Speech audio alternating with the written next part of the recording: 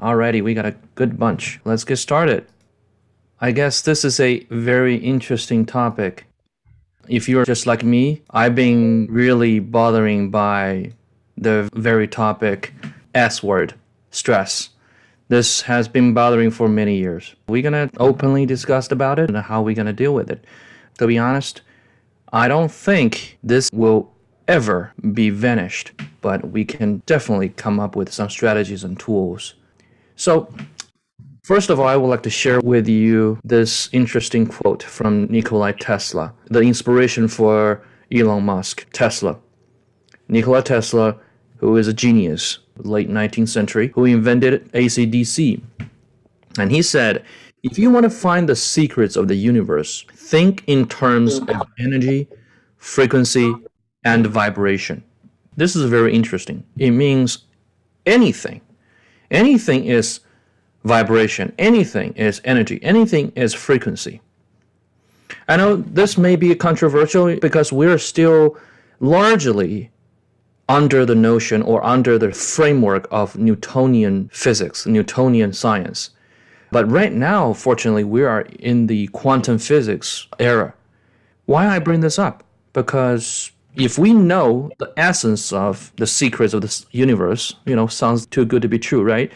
It is energy, frequency, and vibration. We probably talked about this picture before.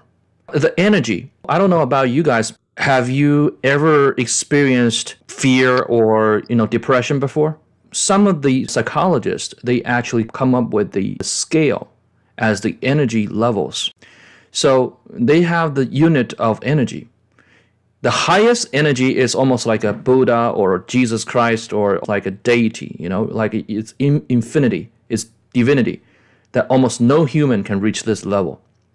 If you're at 700, you probably feel like oneness, non-duality, vast awareness. That's like Indian Swami or Indian Yogi or, Lao Tzu or Confucius, that kind of thing. And bliss, peace, serenity, lightness, they're like 600. 570 is ecstasy, exaltation. I would say when you first got your dream school admission letter, or when you find out, oh, congratulations, you were admitted by Harvard University, that's probably at this level, 570, to give you an analogy. 550 is unconditional love. Those of you who are mothers, when you first see your baby just out of the womb, that's probably at 550. Yeah, and 540 is like humor and happiness. We probably watching a very good show, humorous show where you bursting to laugh. That's 540. And 530 is love, intuition, appreciation. It's like somebody sends you a gift and somebody is caring about you. That's love and intuition, appreciation. 510 is power, initiative, integrity. That's the leaders are feeling that level of power. And also beauty, creativity, imagination. That's also about 500. That's also very good. And joy and creativity, I try to stay at 400 or above because when I was creating courses, when I was sharing my idea with other people, I pretty much at this level or above. So I feel really, really good. And this is the meat level of energy. This is the baseline, 200. 200 is actually average.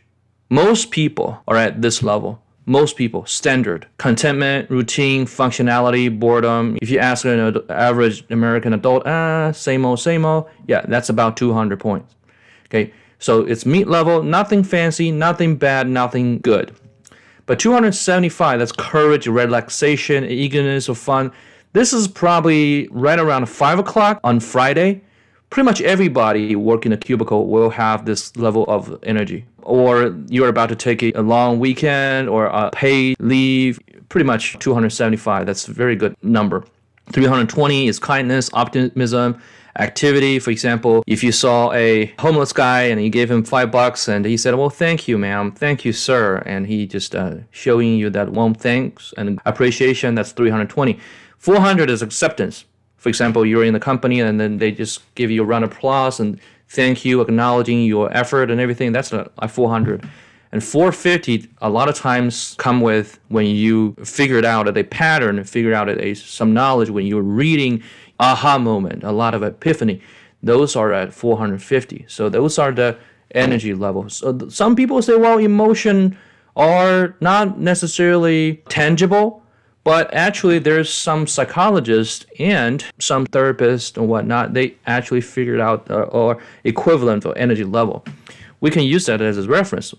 Not necessarily like a science, we could, quantify them, but actually those are based on empirical and subjective reflections. I think it's pretty accurate. And now this is the elephant in the room. It's a low level of energy. From the highest point is pride, superiority, arrogance. When we talking to people that at this level, we feel like, I don't want to be with this person. I'm condescending, right? And it's really annoying. At 180 is antagonism, criticism, discontent, complaint, blame. Those, people that you naturally feel like, I don't want to be with this guy. And their energy is sucking. If you have a positive energy, being around with this kind of person, they will negatively decrease your energy because average person, remember, we're at 200 and those people are like a minus 10. If you're with them, you're 5 points lower. And another one is anger, domination, aggression, coldness. Some leaders, some bosses, some parents are like this. 120 is craving, need, compulsion, unfulfilled desire, basically. And 100 is fear, worry, shyness, inferiority, paranoia. This is very bad. 80 is grief, sorrow, self-pity.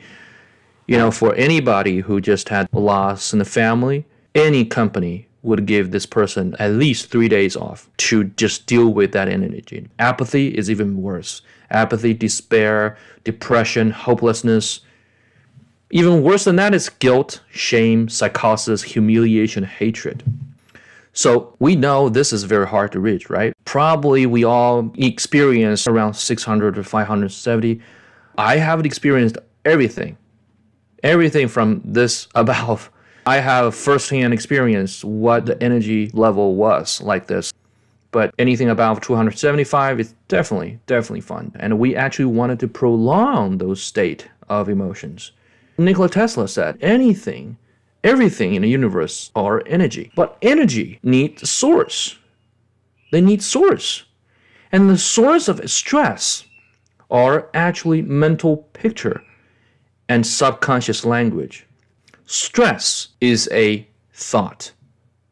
And the source of a stress are mental picture and subconscious language. For example, if now thinking about what if I lose my job? And subconscious language are like we talked about last week.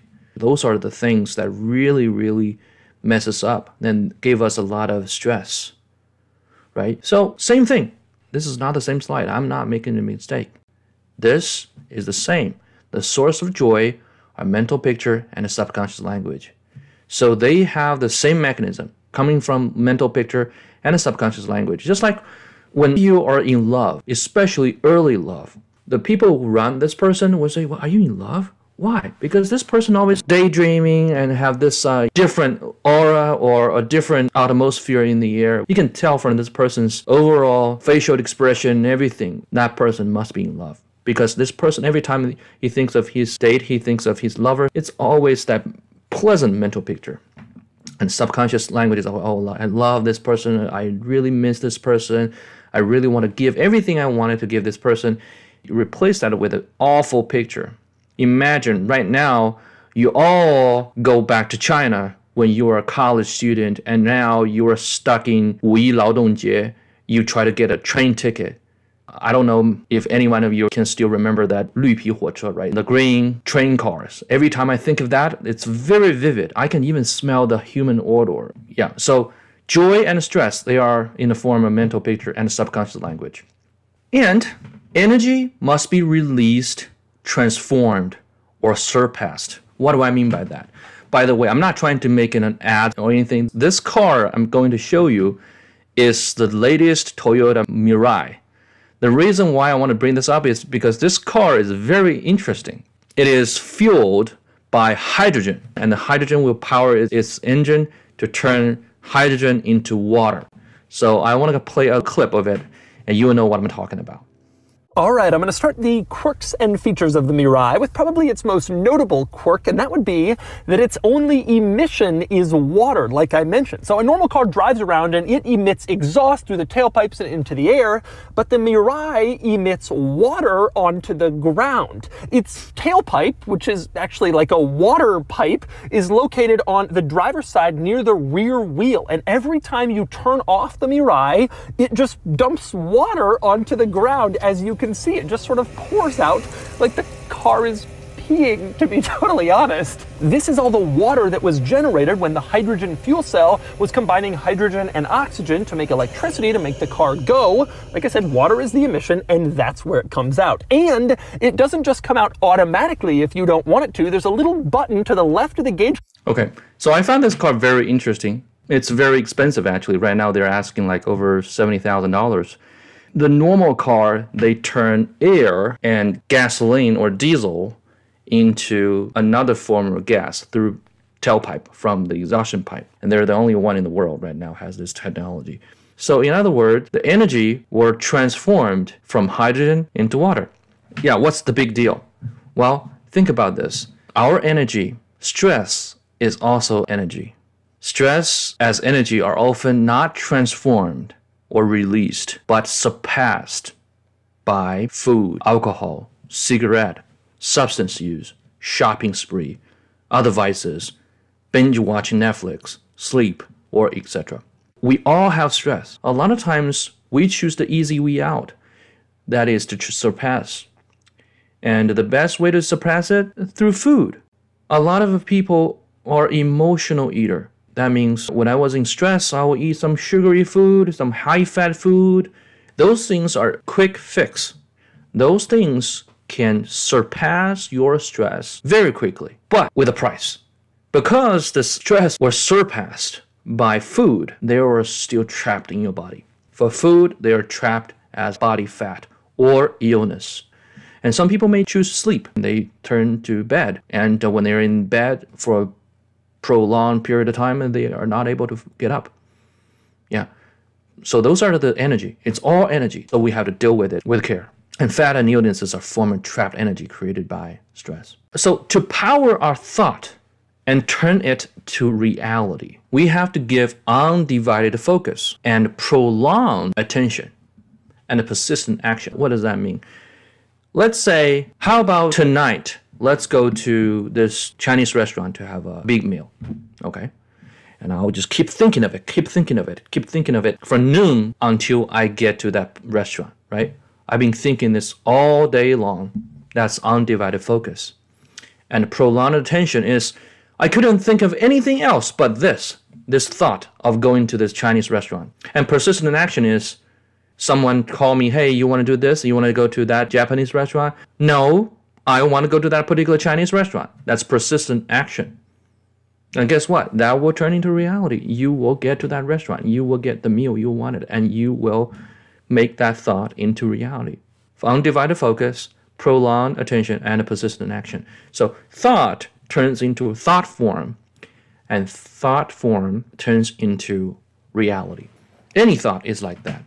So we wanted to have a clear understanding that our thought in the very beginning is invisible, but it will turn into something tangible just by going through this three process.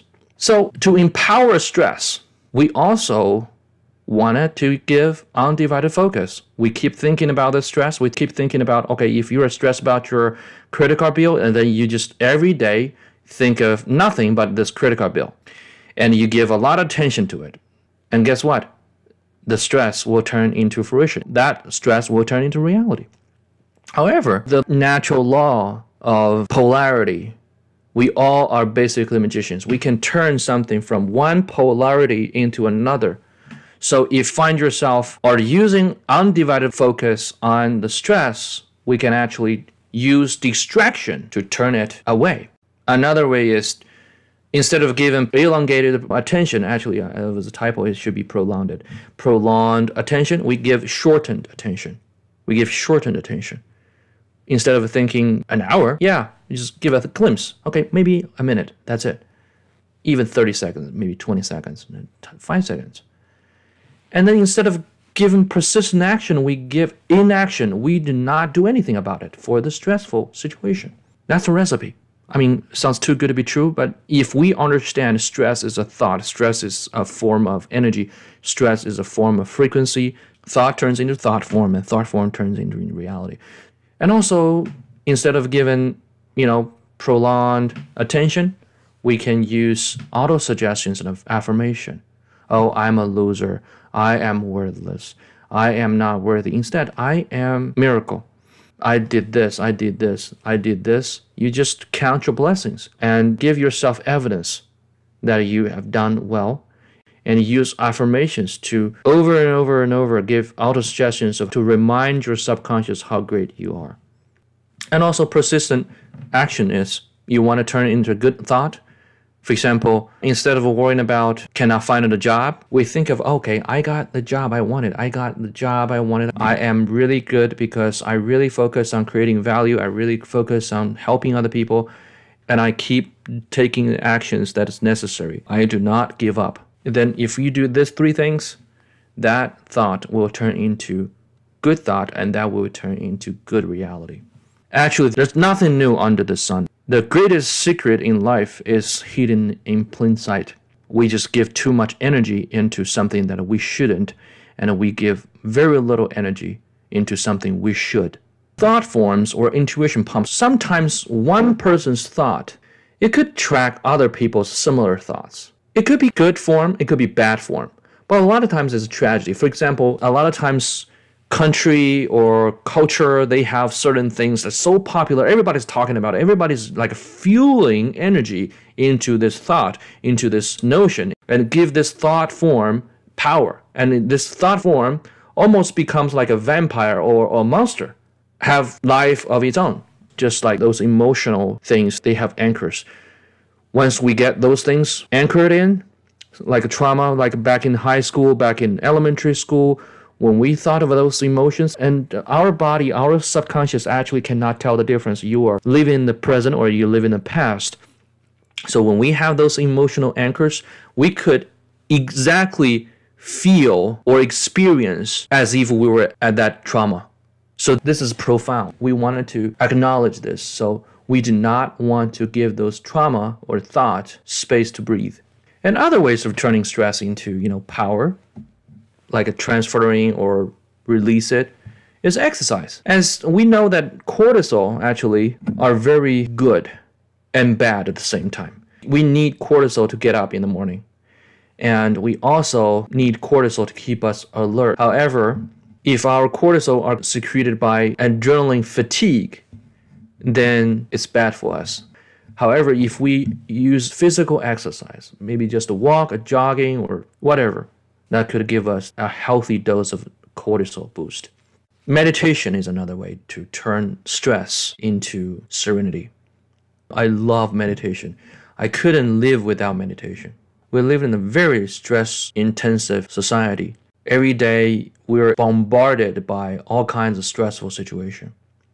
And relaxation is also very good. Visualization, instead of thinking about your situation, job, tasks, or to-do list, or due date, whatever.